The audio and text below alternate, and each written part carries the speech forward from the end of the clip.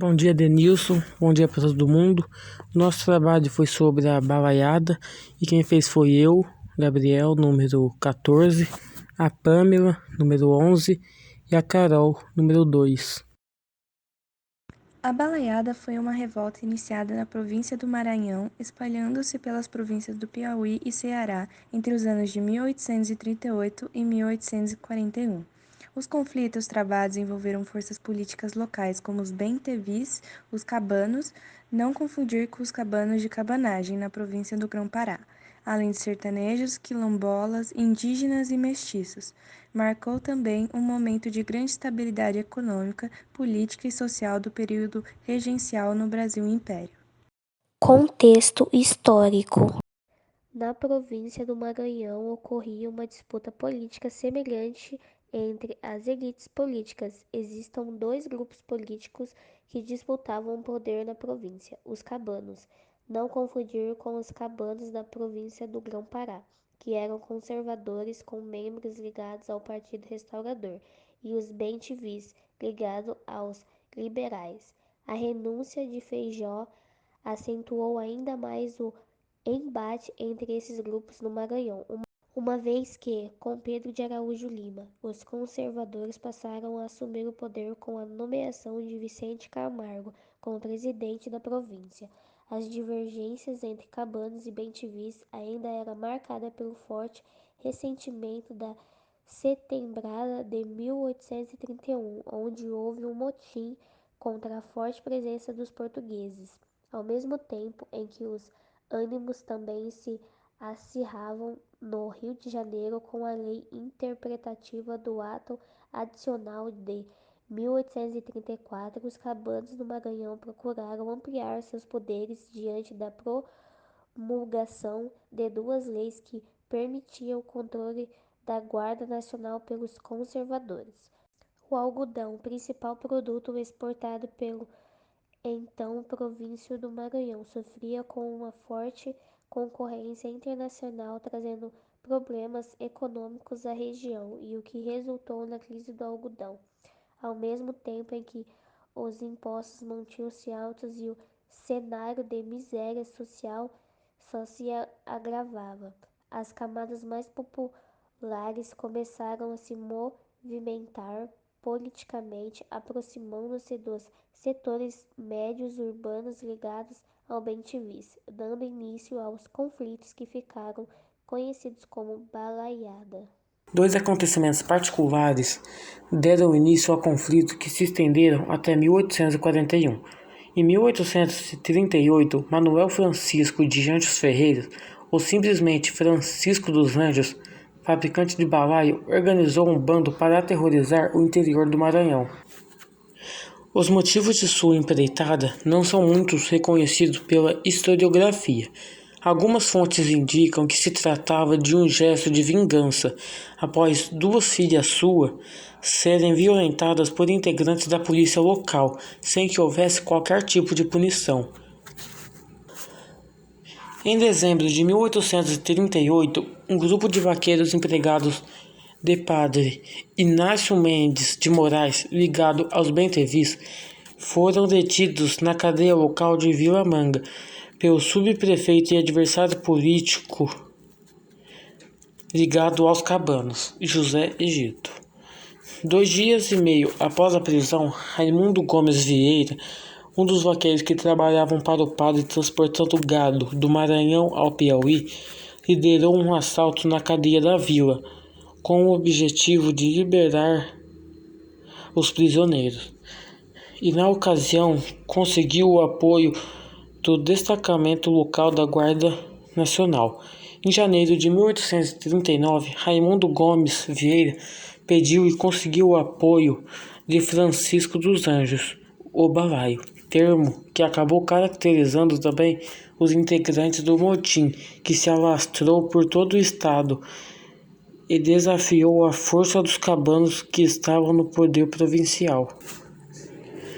Os bem-te-vis aproximaram-se dos revoltosos e, em determinado momento, ajudaram-nos com munições e alimentos. Nesse mesmo ano, os revoltosos radicalizaram-se, recebendo o apoio de novos grupos e lideranças, como Cosmo Bento de Chagas, chefe de um quilombo local que chegou a contar com 3.000 africanos. Neste momento, os bentevis começaram a se afastar do movimento, buscando uma saída para a situação. Os balaios passaram a contar também com o apoio de mestiços, indígenas e diversos outros grupos sociais que pertenciam à camada mais vulneráveis da população, diferente dos bentevis, que eram compostos por membros da camada média. Contando com lideranças como Lívio Lopes, Castelo Branco e Silva, não se tratava, portanto, de um movimento unificado, com interesses comuns. Por isso, é importante compreender tanto as disputas políticas no governo central e na região, como também a grave crise econômica provocada, sobretudo, pela crise do algodão, que penalizava fortemente essa camada mais populares. Desfecho da balaiada. Para conter os revoltosos, em março de 1839, Manuel Felizardo de Souza e Melo assumiu o cargo de presidente da província do Maranhão, com uma tropa de aproximadamente 400 homens. As forças do governo provincial foram derrotadas pelos Balaionos.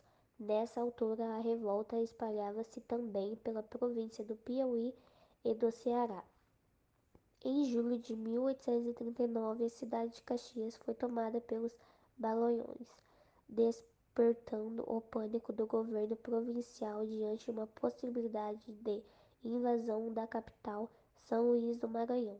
Diante disso, o grupo político dos bem-te-vis afastou-se dos Balaões e aproximou-se do novo presidente da província, chegando inclusive a colaborar com os cabanos na tentativa de desmoralizar o movimento. Assim, o governo central nomeou o coronel Luiz Alves de Lima e Silva em dezembro de 1839, com o poder de intervir também nas províncias do Piauí e do Ceará.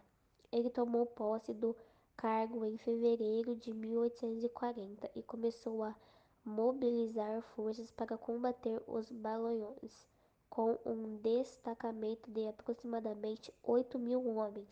O coronel começou a atacar as forças revoltosas.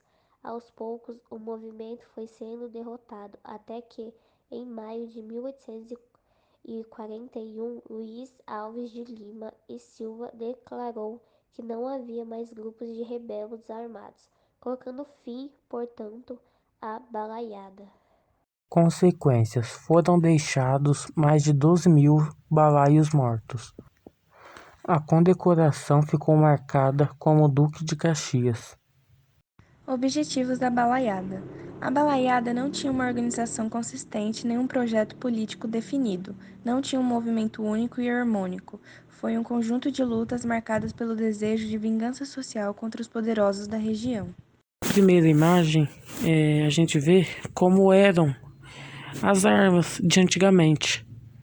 Já na segunda, alguns objetos que eles utilizavam, como aí chave, prego. Já na terceira, mostra como foi a revolta da balaiada. Na quarta, é o Memorial da Balaiada, que é um museu que fica em Caxias, no Maranhão. Na quinta, também mostra como foi a revolta. E na sexta e na sétima, a gente colocou um mapa e a gente vê aonde eles se concentraram, que foi ali na divisa entre Maranhão e Piauí, ali mais próximo de Caxias. E por fim, colocamos um vídeo explicando em minutos a história da balaiada.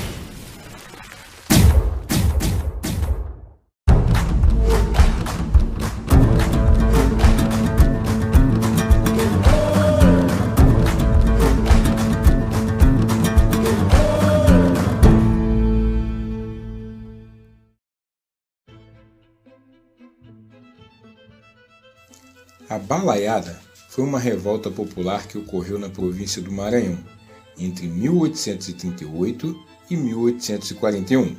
Nessa época, a economia agrária do Maranhão atravessava grave crise. Sua principal riqueza, o algodão, vinha enfrentando queda de preço e perda de compradores no exterior, devido à forte concorrência do algodão produzido nos Estados Unidos.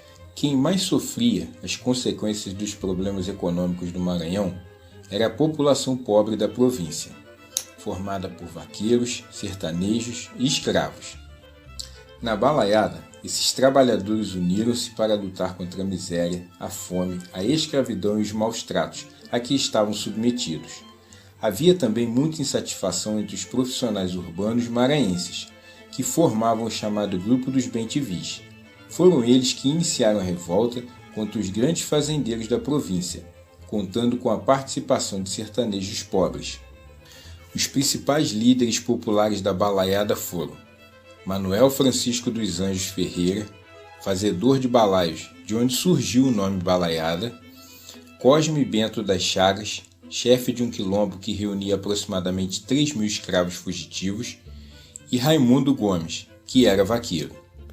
Apesar da pouca organização estratégica, os rebeldes balaios conquistaram a cidade de Caxias, uma das mais importantes do Maranhão. Mas os objetivos dos líderes populares ao assumir o governo não eram muito claros.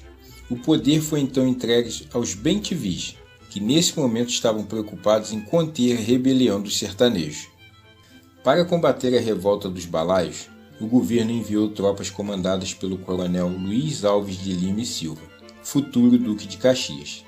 Nessa altura, os bem-te-vis já haviam abandonado os sertanejos e apoiavam as tropas governamentais. O combate foi duro e violento. A perseguição só terminou em 1841, quando já tinham morrido cerca de 12.000 sertanejos e escravos. A Balaiada não tinha um projeto político definido e não foi um movimento único e harmônico. Foi um movimento armado, organizado por sertanejos, tomados pelo anseio de conquistar justiça social. Eu espero que com esse vídeo eu tenha lhe ajudado a entender um pouco o que foi a Balaiada. Muito obrigado por você ter assistido, um grande abraço.